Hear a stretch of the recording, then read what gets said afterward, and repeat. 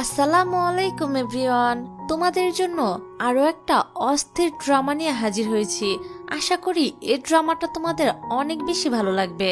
ড্রামার শুরুতে আমরা আমাদের হিরো সুমুকে দেখতে পাই। সে পাইপ বেয়ে একটি বাড়ির ছাদে ওঠে, কারণ এই ছাদে তার একটি ড্রোন পড়ে গিয়েছিল। তারপর সে যখন তার ড্রোনটা নিয়ে এখান থেকে চলে যাচ্ছিল, তখন এই বাড়ির ভিতর থেকে একটা মেয়ে বেরিয়ে আসে। এখানে সুমুকে দেখে মেয়েটা চিৎকার করে বলে, তুমি আবারও আমার সামনে চলে এলে? এই নিয়ে 4বার তুমি আমার সামনে এলে।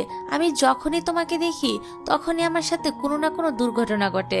আর এই সিনটা এখানেই কাট হয়ে যায়। তারপর মেয়েটা আমাদেরকে তার নিজের লাইফ সম্পর্কে বলতে থাকে। সে বলে, আমার নাম টিয়া, আমি পেন্টিং এবং বেসবল খেলতে অনেক বেশি ভালোবাসি। আমি আমার বাবা মায়ের একমাত্র সন্তান, এই কারণে তারা আমাকে খুবই ভালোবাসে। আমাদের একটি আইসক্রিম শপ আছে যেখানে আমরা 3জন এবং আমার এক বান্ধবী মিলে কাজ করি। তারপর আমাদের ড্রামার হিরো সম্পর্কে বলা হয়। সুমু হলো খুবই শান্ত স্বভাবের একটি কিউট ছেলে, আর সে কথা খুবই কম বলে। তাছাড়া সে সবকিছু টাইম মতো করা পছন্দ করে। তারপর আমাদেরকে অফিসের সিন দেখানো হয়। এখানে সুমু নতুন যে প্রজেক্টটা শুরু করেছিল সেটাকে সে ক্যান্সেল করতে চায়, কারণ তার ড্রোনটা এখন আর ঠিকভাবে চলছিল না। এটা শুনে তার ক্লায়েন্টেরা তার উপর অনেক রেগে যায়, কিন্তু অফিসের বস ক্লায়েন্টদের সামলে নেয়, কারণ সুমু এই কোম্পানির একমাত্র ইঞ্জিনিয়ার যার কথা তার বস পর্যন্ত শুনতে হয়। এর পরের সিনে সুমু তার ড্রোনটাকে ভালোভাবে চেক করতে থাকে যে তার ড্রোনটা ভালোভাবে কাজ করছে কিনা। সুমু যেখানে দাঁড়িয়ে তার ড্রোনটা চেক করছিল, তার পাশ দিয়ে টিয়া তখন যাচ্ছিল। সে তার বাবার আইসক্রিম শপে যাওয়ার জন্য খুব দ্রুত বাইক চালাচ্ছিল।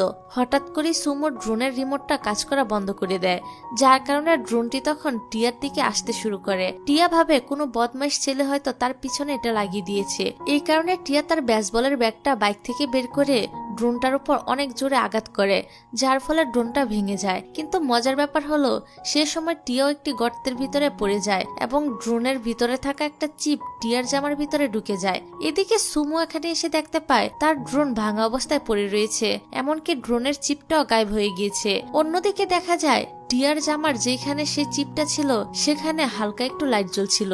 সুমু যখন সেটাকে নেওয়ার জন্য টিয়ার দিকে আসে, টিয়া তখন ভাবে এই ছেলেটা হয়তো তাকে হ্যারাস করবে। এই কারণে টিয়া তখন আশেপাশে থাকা মানুষদেরকে ডাকতে শুরু করে। কিছুক্ষণের ভিতরেই এখানে অনেকগুলো মানুষ জড়ো হয়ে যায়। এখানে এসে সবাই তো সুমুকে অনেক খারাপ খারাপ কথা বলতে থাকে, কারণ তারা ভাবছিল সুমু হয়তো মেয়েটাকে উত্ত্যক্ত করছে। কিন্তু সুমু তাদেরকে কিছুই বলে না। আসলে সুমুর একটা প্রবলেম ছিল, সেটা হলো সে যখন অনেকগুলো মানুষকে একসাথে দেখে তখন সে অনেক বেশি নার্ভাস হয়ে যায়, যার কারণে তার মুখ দিয়ে আর কোনো কথাই বের হয় না। এদিকে সুমুকে চুপচাপ সবার কথা শুনতে দেখে টিয়া ভাবছিল হয়তো এই ছেলেটা বোবা। এই কারণে সে ইশারা করে তাকে জিজ্ঞাসা করে যে সে এখানে কি করছে। তখনই সেখানে থাকা একটি পিচ্ছি ছেলে সুমুর ড্রোনটা দেখে বলে, এর ড্রোনের ভিতরে তো কোনো ক্যামেরা নেই, কিন্তু এর ড্রোনে থাকা একটা চিপ গায়েব হয়ে গিয়েছে। এটা শুনে সুমু তার মাথা নাড়িয়ে হ্যাঁ বলে। তখন টিয়া বুঝতে পারে এই ছেলেটা বোবা হলেও কানে শুনতে পায়। তারপর টিয়া একটি কাগজে তার নাম্বার লিখে সুমুকে বলে, তুমি আমাকে কল করো, আমি তোমাকে তোমার এর ড্রোনের বদলে টাকা দিয়ে দিব। এরপর সুমু যখন কাগজটা নিতে যায় তখন বাতাসের কারণে কাগজটা উড়ে যায়। তবে সুমু এখানে কাগজটা ধরতে গিয়ে টিয়ার হাতটা ধরে ফেলে। তারপর সে যখন বুঝতে পারে সে টিয়ার হাতটা ধরেছে, তখন সে আবার হঠাৎ করে হাতটা ছেড়ে দেয়, যার ফলে টিয়া পড়েই যাচ্ছিল। তখন সুমু আবারও তার হাতটা ধরে ফেলে। এভাবে কিছুক্ষণ থাকার পর সুমু যখন বুঝতে পারে টিয়ার হাতে অনেক বেশি নোংরা লেগে আছে, তখন সে ধাম করে আবারও টিয়ার হাতটা ছেড়ে দেয়, যার ফলে বেচারি টিয়া এখানে নিচে পড়ে যায়। যাই হোক, তারপর টিয়া তাদের আইসক্রিম শপে চলে আসে। এখানে তার এই অবস্থা দেখে তার বাবা মা তাকে তাড়াতাড়ি ড্রেসটা চেঞ্জ করতে বলে। তারপর তার বাবা মা তাকে জিজ্ঞাসা করে যে তার অ্যাব্রোড সিলেকশনের এক্সাম কিরকম হয়েছে। টিয়া বলে, আমাকে তারা ফেল করিয়ে দিয়েছে, যার কারণে আরো 1 বছর আমাকে এখানেই থাকতে হবে। আসলে টিয়া ইচ্ছা করেই ফেল হয়েছিল, কারণ সে অ্যাব্রোডে যেতে চায় না। এটা শুনে তার বাবা মা বলে, ভালোই হয়েছে, আমরা ভাবছিলাম কোথাও একটা বেড়াতে যাব। এখন যেহেতু তুমি আর অ্যাব্রোডে যাচ্ছ না, তাহলে তুমি দোকানটা সামলে নিও। এখান থেকে যাওয়ার আগে টিয়ার বাবা তাকে বাহিরে বিলবোর্ডটা লাগিয়ে দিতে বলে। টিয়া যখন বোর্ডটা লাগাচ্ছিল তখনই সে তার সামনে সুমুকে দেখতে পায়। তাকে দেখে টিয়া বলে, তুমি আমাকে ফলো করতে করতে এখানে কেন চলে এলে? আমি তো তোমাকে বলেছিলাম তোমার ড্রোনের বদলে আমি টাকা দিয়ে দিব, তারপরও তুমি আমার পিছু কেন করলে? কিন্তু সুমু কোনো কথা না বলে তাকে ইগনোর করে শপের ভিতরে চলে যায়। এদিকে টিয়া যখন উপর থেকে নামতে যাচ্ছিল তখন তার পাটা স্লিপ করে উপর থেকে সোজা একটি রডের সাথে ঝুলতে থাকে। তারপর সুমু বাহিরে আসলে টিয়া তাকে সাহায্য করার জন্য বলে। তখন সুমু তার হাতটা বাড়ায়। টিয়াও ভাবে সুমু হয়তো তাকে সাহায্য করার জন্যই হাত বাড়িয়েছে, কিন্তু সুমু সে বোটটার পজিশন ঠিক করে এখান থেকে চলে যায়। যাই হোক, তারপর সুমু তার অফিসে আসে।